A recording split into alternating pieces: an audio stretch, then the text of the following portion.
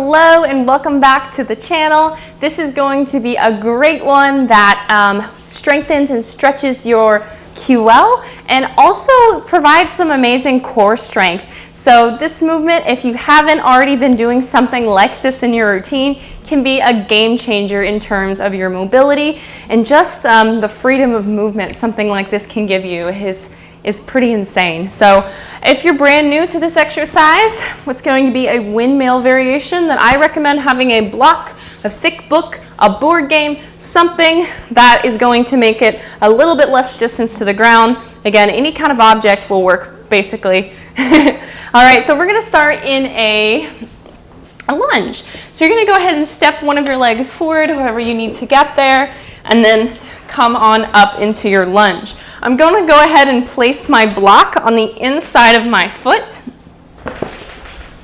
Just to reduce the distance, you'll see what I mean by that in a second. And then I'm going to go ahead and raise the arm the same side as the front leg.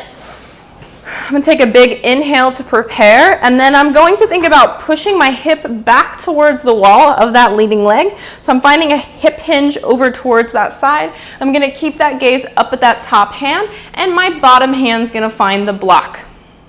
So I'm going to go ahead and show you from that other side. So the block is next to the foot. You're in that lunge. You find your balance. You're going to raise the same size hand as that front leg.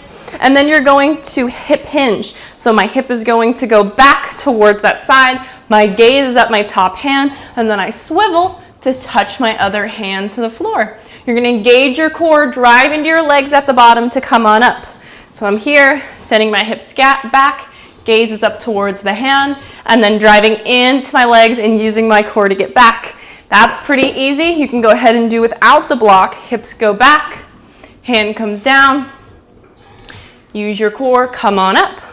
If that's feeling pretty good and you've been working through some of these variations, wouldn't try this on your first time, you can also come down to the elbow. So you'll come down to that elbow, drive into the legs, come back up.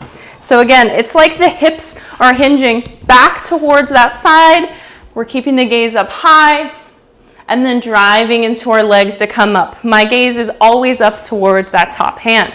So this can start to strengthen and stretch our QL. Some of the things that are like prerequisites for this movement is that we need adequate shoulder flexion to be able to get our arm past our ear. I'll put in a video here that might be helpful for you. And then we also need to have an adequate hip hinge. So the hip hinge is like you're sending your hips back, like and also keeping your spine nice and straight. So we have to be able to do that fairly well as well. So those are two videos that I already have up on my channel. I'll put those over here. So check those two out if you notice maybe your arm can't stay up or that you have a hard time sending those hips back. So let me know what you thought of the video. Give me a like if you enjoyed and subscribe for more movement and mobility content that you can do from pretty much anywhere. Happy moving!